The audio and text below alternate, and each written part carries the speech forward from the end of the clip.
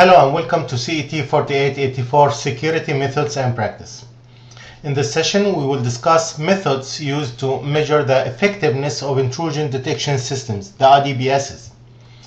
In addition, we will discuss scanning and analysis tools that are used to pinpoint vulnerabilities in systems, holes in security components, and unsecured aspects of the network.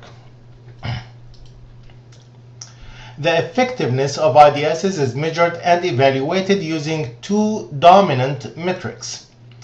Administrators evaluate the number of attacks detected in a known collection of props, and administrators can examine the level of use commonly measured in megabits per second of network traffic at which the IDSs fail. The evaluation report will include the percentage that was detected of the direct attack at a certain incoming rate of information. The report will include, for example, at 100 megabits per second, the IDS was able to detect 97% of direct attacks. To select the proper IDS, most vendors provide testing mechanisms to verify that their system is performing as expected. Now, some of these testing processes will enable the administrator to record and retransmit packets from a real virus or worm scan, or do it with incomplete TCP/IP session connections missing synchronized packets. Also, the administrator can conduct a real virus or worm scan against an invulnerable system. The IDS system will include honeypots and honey nets. The honeypots are decoy systems designed to divert an attacker from accessing critical systems. In addition, it will collect attackers' information and encourage them to attack themselves. The honeypots will provide enough time for administrators to document the event and perhaps respond to the attack. The honey nets, on the other hand, are a collection of honeypots connecting several honeypot systems on a subnet. The padded cell is used not only to attract attackers away from critical systems, but also designed so that it cannot be easily compromised. Padded cell works with IDS to isolate the attack into a special simulated environment where the attack can or cannot cause any harm to the system.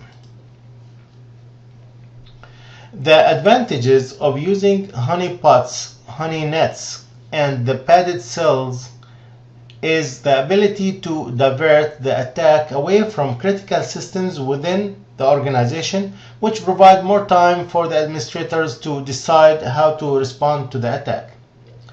The attack will be monitored and documented as a future reference that can be used to improve system protection. In addition, the honeypots can be used to catch insiders who are snooping around the network. At the same time, honeypots, honey nets, and padded cell systems have disadvantages of not showing their actual security effectiveness.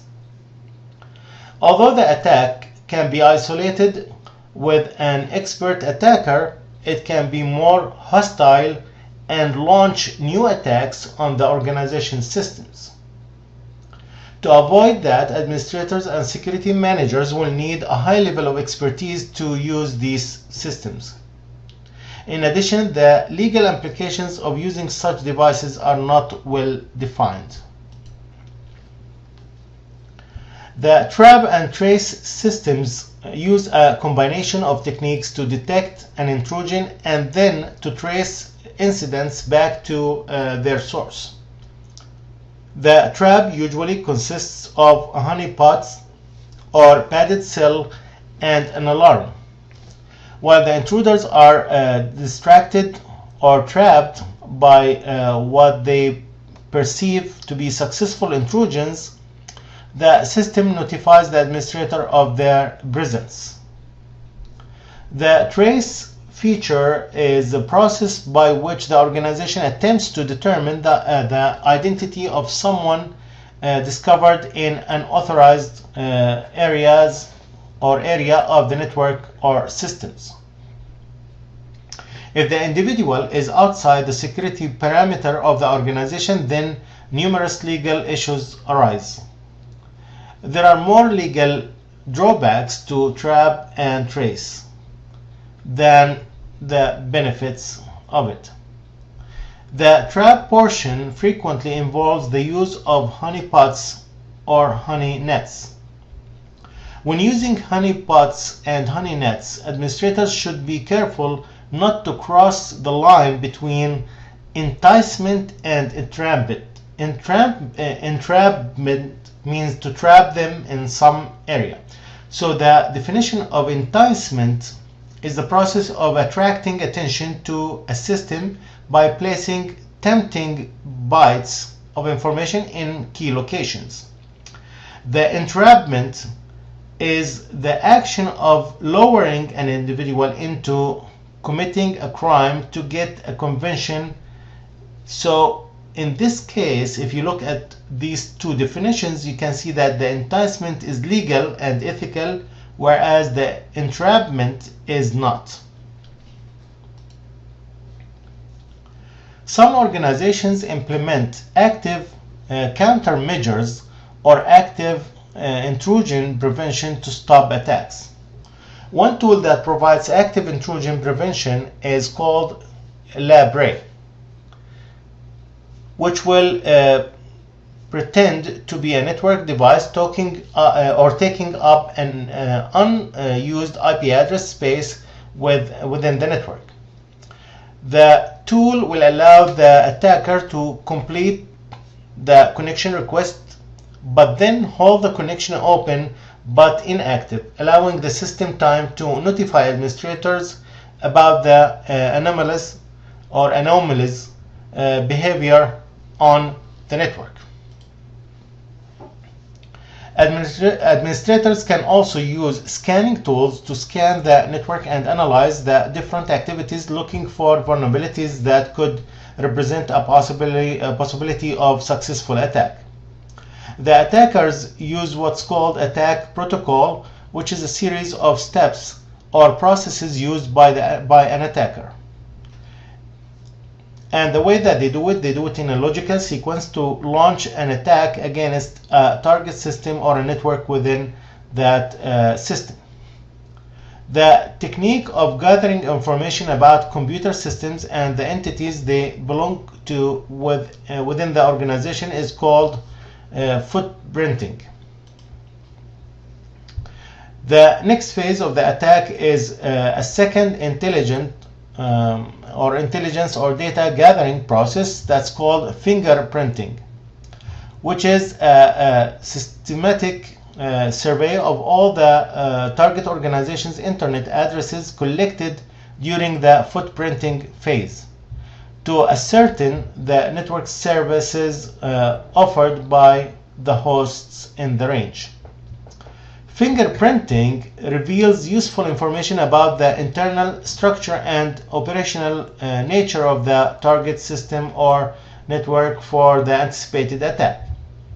Since these tools were created to find vulnerabilities in systems and networks, they are valuable for the network defender since they can quickly pinpoint the parts of the systems or network that need a prompt repair to close the vulnerability. Port scanning utilities or port scanners are tools used by both attackers and defenders to identify or fingerprint the computers that are active on a network, as well as the ports and services active on those computers, and the functions and roles the machines are fulfilling, and other useful information. These tools can scan for specific types of computers, protocols, or resources, or their scans can be generic. The more specific the scanner is, the better it can give attackers and defenders information that's detailed and will be useful later. However, it's also recommended that you keep a generic broad-based scanner in your toolbox as well. There are several tools that automate the remote discovery of firewall rules and assist the administrators to analyze or in analyzing the rules to determine exactly what they allow and what they reject. Incidentally, administrators who feel wary of using the same tools that attackers use should remember, first, regardless of the nature of the tool that is used to validate or analyze firewall's configuration, it's the intent of the user that will dictate how the information gathered will be used. And the second thing, in order to defend a computer or network well, it's necessary to understand the ways it can be attacked. Thus, a tool that can help close up an opening or poorly configured firewall will help the network defender minimize the risk from attackers. One of the valuable information for an attacker is detecting the operating system for a computer, which will include knowing all system vulnerabilities.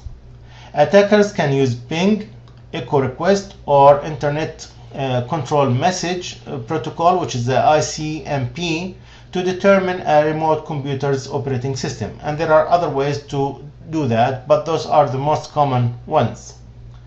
System and network administrators should take note of the tools requesting computer information and plan to restrict the use of ping, echo request, and ICMP through their organization's firewall and, when possible, within its internal networks. An active vulnerability scanner is one that initiates traffic on the network in order to determine security holes. This type of scanner identifies exposed usernames and groups, shows open network shares, and exposes configuration problems and other vulnerabilities in services. A passive vulnerability scanner is one that listens to the network and determines vulnerable version of both servers and client software. Passive scanners are advantageous in that they don't require vulnerability analysts to get approval prior to testing. These tools simply monitor the network connections to and from server to gain a list of vulnerable applications. Furthermore, passive vulnerability scanners have the ability to find client-side vulnerabilities that are typically not found in active scanners. A packet sniffer or network protocol analyzer is a network tool that collects copies of packets from the network and analyzes them. It can provide the network administrator with valuable information for diagnosing and resolving network issues. If the packet sniffer was used by the wrong person, they can eavesdrop on network traffic and gather network information. Typically, to use these types of programs most effectively, the user must be connected to a network from a central location. To use a packet sniffer legally, the administrator must be